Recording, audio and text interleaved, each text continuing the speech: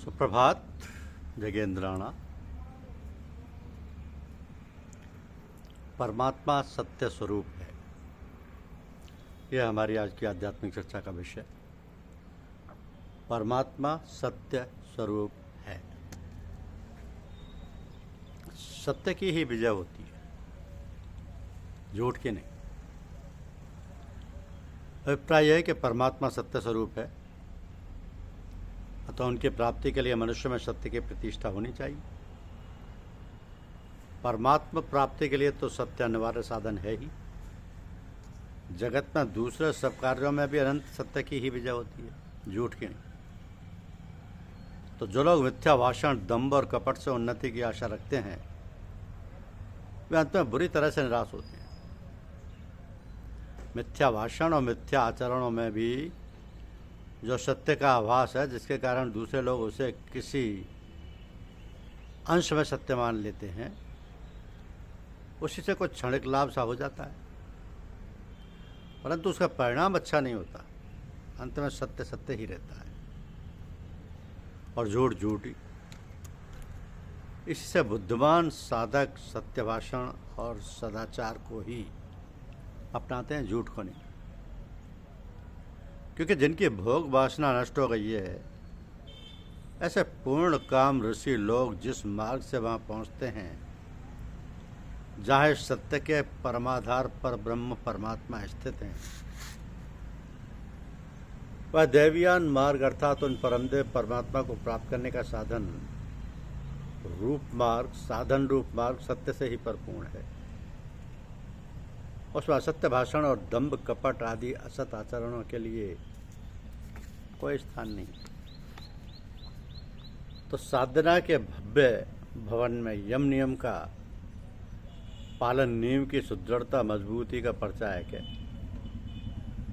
जैसे भवन की नींव में लगे किसी पत्थर या लगे पत्थर अज्ञात, अनाम, अविज्ञापित होकर बिना किसी प्रचार प्रसार के अपना काम करते रहते हैं।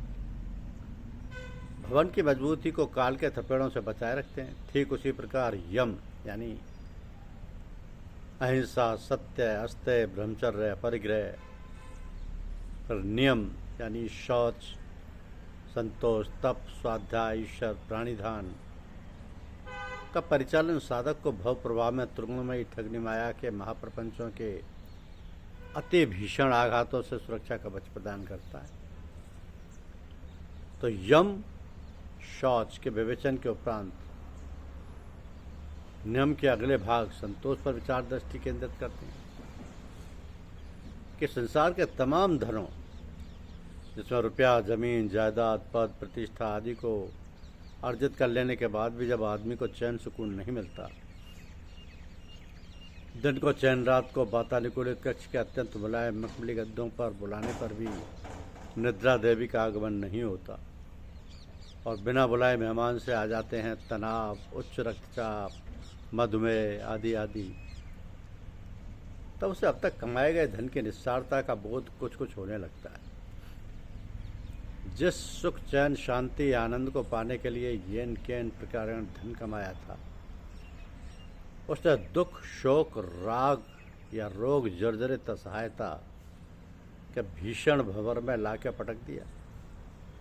बड़ी विडंबना है कि इस अर्थ प्रधान युग कि धन का अभाव हो तो भी कष्ट ही कष्ट और धन का प्रभाव हो तो भी कष्ट ही कष्ट। तो धनोपार्जन करते करते साथ में तमाम रोगों का भी उपार्जन हो गया। फिर भी और धन पाने की तृष्णा बढ़ती चली गई। तो प्रारंभ में जब धन कमाने चले थे, तब धन साधन था और सुख सुविधाएं साध्य थी। फिर बाद में धन कमाने में इतने तल्लीन होते चले गए कि धन साधन यानी माध्यम ना रहकर कब स्वयं साध्य बन गया, इसका पता ही ना चला।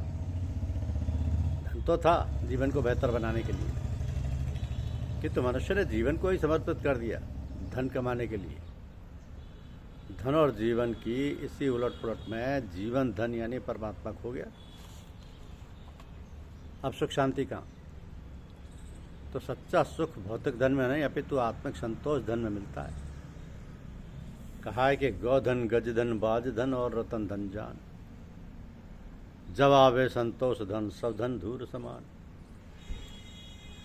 प्रारब्ध के विधान और अपनी प्रयत्न पुरुषार्थ से जो भी उपलब्धि हो गई उसी में संतुष्ट, उसी में प्रसन्न, उतने में ही तृप्ति की अनुभूति जीवन के चरम सुख और परम शांति का है। ये अनुपम पथ। महर्षि पतंजलि कहते हैं, संतोषादनुत्तम सुख लाभम। संतोष से जो अनंत और अनुपम सुख मिलता है उसकी बराबरी दूसरा कोई सांसारिक सुख नहीं कर सकता। इसलिए वही है सर्वोत्तम सुख, दिव्य सुख। नवदा भक्ति के विवेचन में प्रभु श्री राम सबरी को 8वें भक्ति का स्वरूप समझाते हुए कहते हैं कि प्रारब्ध और क्रियमान कर्म के परिणाम स्वरूप जो कुछ प्राप्त हो जाए, भक्त को उसी में पूर्ण संतुष्ट रहना चाहिए। यही 8वीं भक्ति है। आठव जथा लाभ संतोषा। भगवान श्री कृष्ण सखा अर्जुन को अपने प्राण प्रिय भक्त का लक्षण बताते हुए कहते हैं कि संतुष्टम सततम योगी, अर्थात योगी को सतत संतुष्ट रहना चाहिए। सतत माने लगातार, निरंतर। सतत संतुष्ट कहने का प्रयोजन गंभीर है।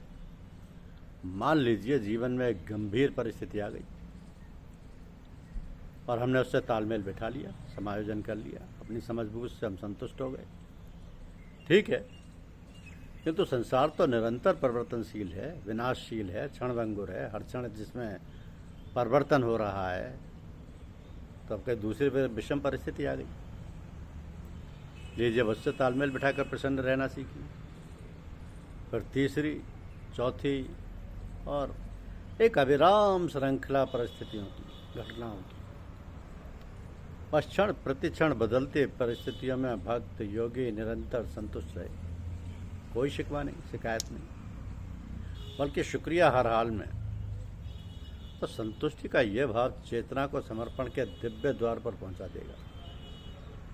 भक्त योगिनी मीरा के इस पद में संतुष्टि से समर्पण तक की झांकी विद्यमान है कि मैं गिरधर के घर जाऊं, गिरधर मारो सांचो प्रीतम देखत रूप लवाऊं, ऋण परे तब ही सो जाऊं, भोर भय उठाऊं, रना दिना वाके संग खेलूं, ज्योतूं ताहिर जाऊं, जो पहरावे सोई पहरूं, जो दे सोई खाऊं, मेरी उनकी प्रीत प्राणी उनमें पल न रहाऊं, जहाँ बिठावे तितही बैठूं, बेचूं तो बिक जाऊं, मीरा के प्रभु गिरधर नागर बार बार बलि जाऊं। तो संतुष्ट सततम योगी का भावार्थ नजीर की इस रचना में भी खूब प्रस्तुत किया गया है। क्या है नजीर की रचना? कि अगर यार की मर्जी हुई सर जोड़ के बैठे, घरबार छुड़ाया तो वही छोड़ के बैठे, मोड़ा जिन्होंने जिधर, मोड़ा उन्होंने जिधर वहीं मुंह मोड़ के बैठे, गुदड़ी जो सिलाई तो वही ओढ़ के बैठे, पूरे हैं वही मर्द जो हर हाल में खुश हैं, और शाल ओढ़ाई तो उसी शाल में खुश हैं। घर खाट बिछाने को मिली खाट में सोए, दुकान में सुलाया तो वो जा हाट में सोए,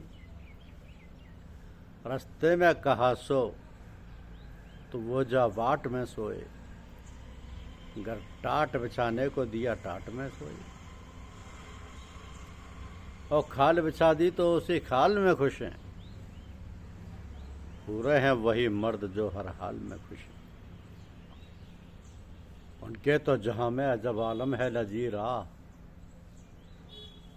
अब ऐसे तो दुनिया में वली कम है नजीरा, क्या जाने फरिश्ते हैं कि आदम है नजीरा, हर वक्त में हर आन में खुर्रम है नजीरा,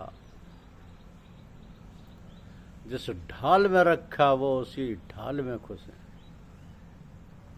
पूरे हैं वही मर्द जो हर हाल में खुश है। नजीर साहब की ये रचना संतुष्ट सततम योगी को साक्षात प्रदर्शित कर